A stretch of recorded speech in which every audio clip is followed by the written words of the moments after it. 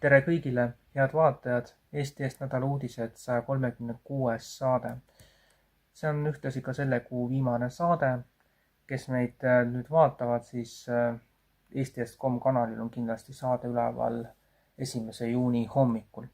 Tänases saates aga räägime sellest, mis toimub Serbias, samuti Hiina välisministeeriumi seisukohad, Lõuna-Korea projektid, Kuuba välisministri seisukoht seoses energiakriisiga, Liibanoni ja Iisraeli vahelise konflikti järjest suuremast eskaleerumisest, Slovakkia peaministri ütlustest, Trumpi kommentaarid, siis loomulikult Rumeeniasse ekslenud droonist, aga ka Prantsusmaa nõuab uurimist Iisraeli kodanike väärkohtlemise kohta ning loomulikult natuke ka meelelahutust ehk siis lugu sellest, kuidas Pariisis pärast meistrite liiga finaali leidis aset massiline kaos.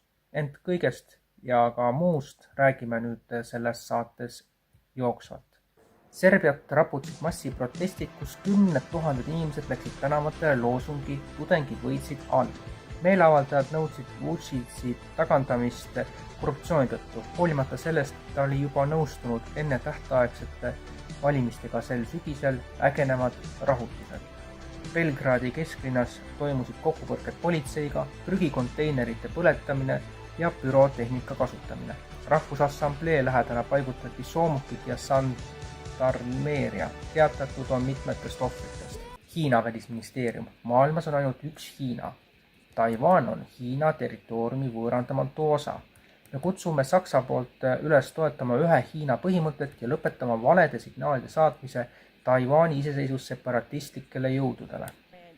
Kuuba välisminister Bruno Rodriguez Parrilla.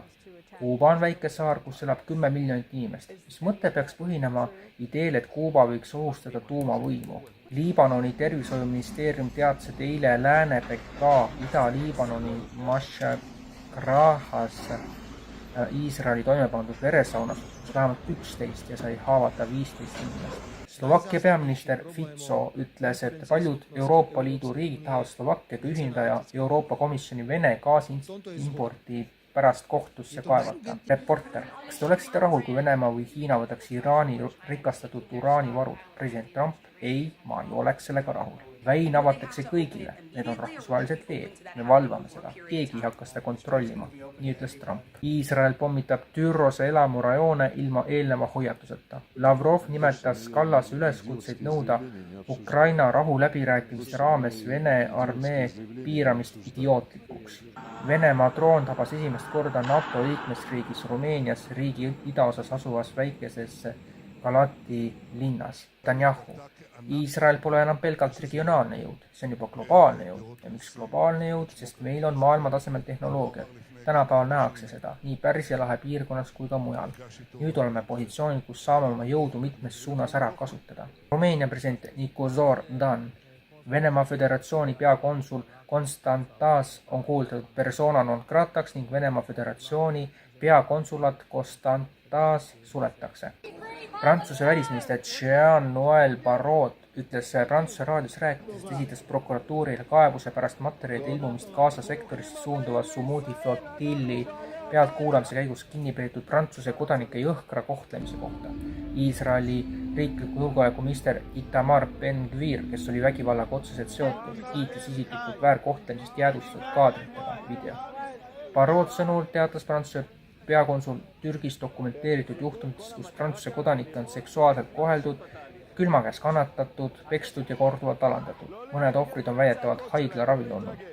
Ning PSG meistrite liiga võidule järgnesid Pariisis kaos ja rahutused, kus tulekahjudes, rüüstamistes ja kokkupõrgetes sai vigastada umbes 50 inimest ja kahjustada enam kui 50 poodi. Päris huvitav kokkuvõtmus. Ja saate lõppu veel mõned teadaanded. Esmaspäeval oli Vabariigi valimiskomisjoni ees lühiajalise etteteatamisega kuuldatud pikett, millest võttis osa 5-7 inimest, kindlasti vähem kui 10.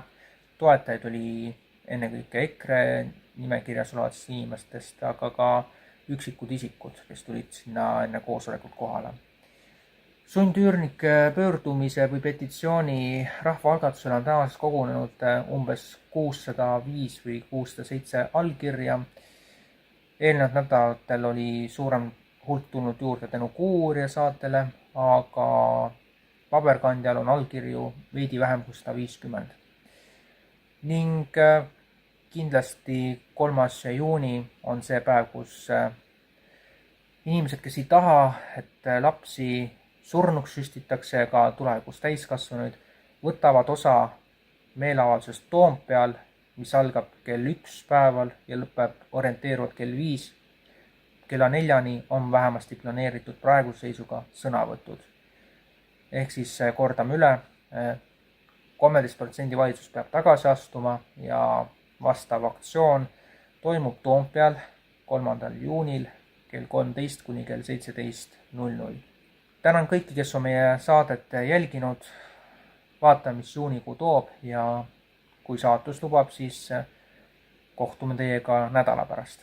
Nägemist!